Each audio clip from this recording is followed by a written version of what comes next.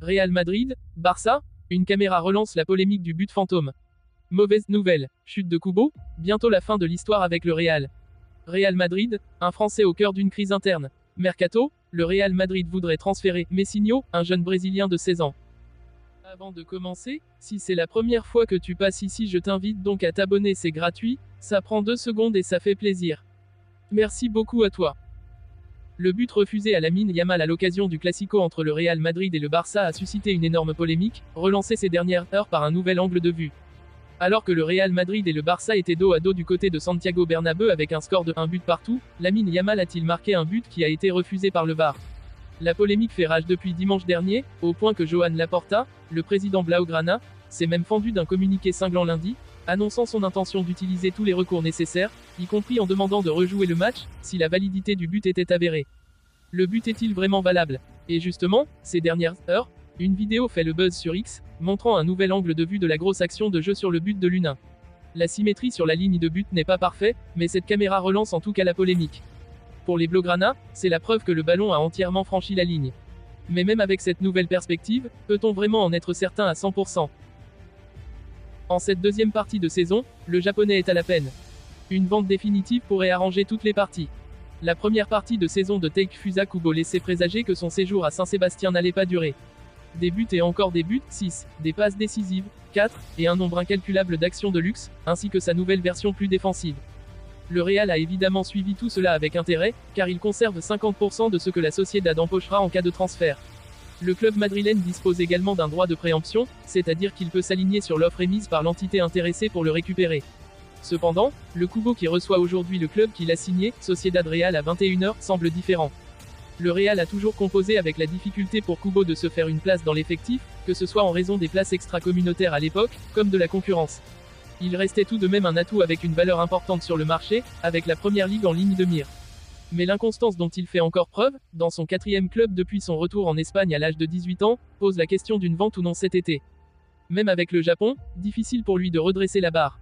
En mars, lors du double match de qualification pour la Coupe du Monde contre la Corée du Nord, le premier à Tokyo, 1-0, il était remplaçant et n'a pas joué une seule minute. Lors du second, les Nord-Coréens ne se sont même pas présentés, littéralement, pour le match, qu'ils devaient accueillir à domicile pour la première fois depuis la pandémie. Des milliers de kilomètres parcourus pour rien. Physiquement, le Japonais n'est pas non plus au mieux de sa forme. Pour trouver son dernier match complet en Liga, il faut remonter à 2 mois, lors de la victoire 1-3 contre Villarreal. Depuis, il n'a joué que 66 minutes contre Cadix le 15 mars. Contre le PSG en 8e de finale de la Ligue des Champions, il a joué la totalité de la rencontre, mais sans franchement convaincre. On était loin de ce qu'il avait montré au cours de la dernière saison et de la première partie de l'actuelle. Retrouver sa meilleure version est primordial, pour la Sociedad, lui-même, et évidemment le Real Madrid.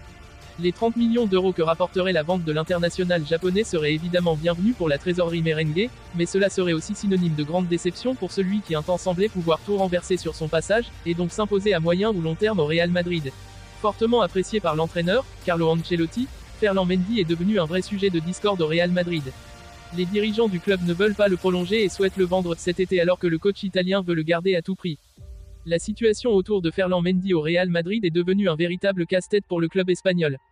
Si le joueur français a su conquérir le cœur de l'entraîneur Carlo Ancelotti, sa présence divise désormais les hautes sphères du club. Tandis que l'Italien exprime clairement son désir de conserver Mendy dans l'effectif, les dirigeants madrilènes adoptent une position plus nuancée, envisageant la vente du joueur lors du prochain mercato estival. Ferland Mendy, 28 ans, est devenu un élément essentiel de l'équipe sous la direction d'Ancelotti. Son ardeur au travail, sa polyvalence sur le terrain et sa capacité à faire la différence dans les moments cruciaux ont fait de lui un pilier de la défense madrilène. Ancelotti voit en lui un joueur clé pour l'avenir du club et souhaite le conserver à tout prix. La direction fixée. Cependant, du côté des dirigeants, la situation est plus complexe. Malgré les performances solides de Mendy, certains d'entre eux remettent en question sa valeur à long terme pour le club. Des considérations financières entrent également en jeu, avec la volonté de réaliser des économies et de renflouer les caisses du club en vendant des joueurs dont la valeur sur le marché est élevée. Cette divergence d'opinion crée une tension palpable au sein du Real Madrid. Les discussions en interne se multiplient, avec des débats animés sur l'avenir de Mendy et sur la meilleure stratégie à adopter pour le club. Les supporters, quant à eux, observent avec inquiétude cette situation, craignant que les dissensions au sein de la direction n'affectent les performances de l'équipe sur le terrain. Pour Ferland Mendy lui-même, cette situation est délicate à gérer. Alors qu'il souhaite continuer à évoluer au sein du club merengue et à contribuer à son succès, il se retrouve au cœur d'un conflit qui le dépasse. Son désir de rester au Real Madrid pourrait être compromis par les décisions prises en coulisses, laissant planer un doute sur son avenir au sein du club. Sous contrat jusqu'en juin 2025, le Français est déjà dans le viseur de plusieurs clubs anglais. Arsenal, Liverpool et Manchester City seraient intéressés. Endrick est la dernière recrue en date du Real Madrid. Après lui, les Madrilènes surveillent un autre jeune Brésilien considéré comme une étoile montante. Selon le Mundo Deportivo, le club merengue est prêt à s'attirer les services d'un ailier de 16 ans évoluant à Palmeiras, Estevão, surnommé Messinho. Selon nos confrères, plusieurs cadors européens suivent le profil de l'ailier, comme Manchester City, Chelsea ou encore Arsenal. Toutefois, le Real Madrid voudrait passer à l'action pour attirer le jeune ailier, qui compte 5 sélections en U17 avec le Brésil. Ainsi, Ancelotti, le coach du Real Madrid, aurait flashé sur Messinho, et l'inverse est tout aussi vrai puisque le joueur serait déterminé à progresser à Madrid. Reste à savoir comment s'y prendre au niveau financier. La solution serait de s'accorder avec le club de Sao Paulo pour payer un petit pourcentage du transfert dès maintenant et cela jusqu'à l'été 2025. Un paiement échelonné qui pourrait convenir à Palmeiras, à condition de s'accorder sur un montant global. Pour rappel, Estevão Willian alias Messinho ne pourra rejoindre que le Real Madrid en 2025, après avoir atteint sa majorité.